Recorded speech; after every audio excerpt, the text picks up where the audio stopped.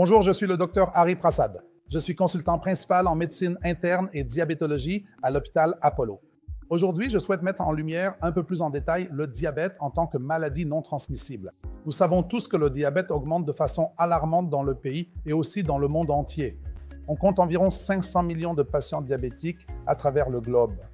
En examinant plus précisément l'épidémiologie du diabète, nous avons constaté que l'urbanisation croissante ainsi que le mode de vie sédentaire sont à l'origine de l'augmentation du nombre de cas. À cela s'ajoute le vieillissement de la population. Nous constatons donc qu'une grande partie de la population vieillissante vient s'ajouter à la population diabétique dans le monde entier. Ce qui est important à l'heure actuelle, c'est d'identifier un patient diabétique le plus tôt possible. Nous considérons donc le diabète comme une maladie non transmissible. Il peut être secondaire à un facteur génétique, c'est-à-dire qu'une personne génétiquement prédisposée peut développer un diabète, ou cela peut être dû à l'obésité ou à des facteurs environnementaux tels que la réduction de l'activité physique ou une alimentation riche en calories qui favorisent l'apparition du diabète chez un patient. Donc, à l'heure actuelle, ce dont nous avons vraiment besoin, c'est de dépister chaque individu. Toute personne de plus de 30 ou 35 ans qui est très susceptible ou qui présente un facteur génétique ou une prédisposition génétique à développer un diabète doit être dépistée dès l'âge de 30 ou 35 ans.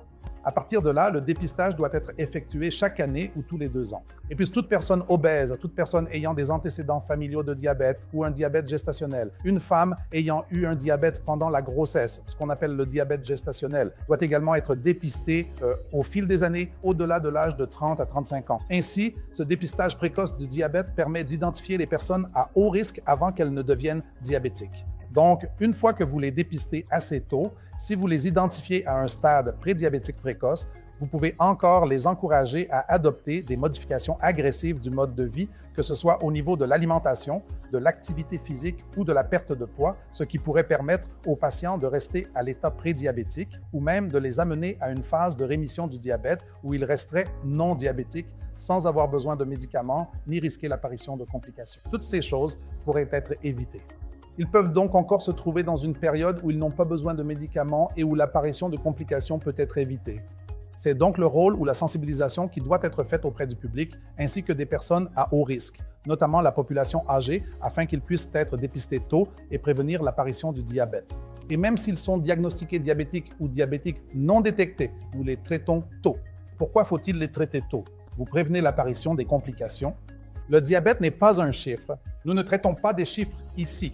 Nous essayons de prévenir l'apparition des complications. Cela peut être une petite complication comme une complication microvasculaire telle que la neuropathie diabétique, la néphropathie ou la rétinopathie liée aux yeux, ou bien des complications majeures comme une maladie cardiaque athéroscléreuse ou un accident vasculaire cérébral, ou encore quelque chose lié au pied appelé maladie vasculaire périphérique.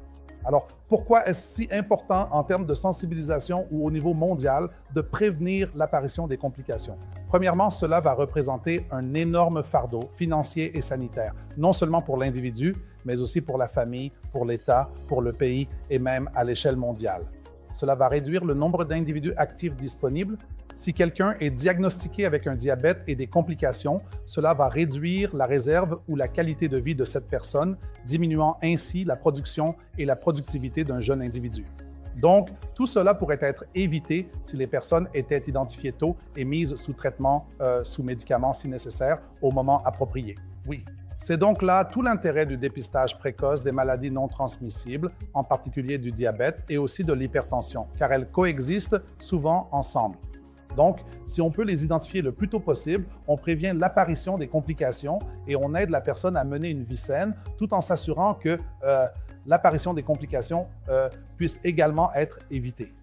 Aux hôpitaux Apollo, nous sommes en mesure de proposer le dépistage grâce au bilan de santé complet, ce qui nous permet de détecter précocement les personnes à haut risque. Non seulement les personnes à haut risque, mais aussi les membres de leur famille sont également, dépistés assez tôt afin de les identifier rapidement, de commencer les traitements précocement et de les surveiller pour d'éventuelles complications. S'il existe une complication non détectée, ce qui est possible, celles-ci peuvent être identifiées tôt afin de prévenir leur progression, de retarder l'évolution des complications et ainsi vous pouvez les aider à mener une vie saine sur le long terme. Merci.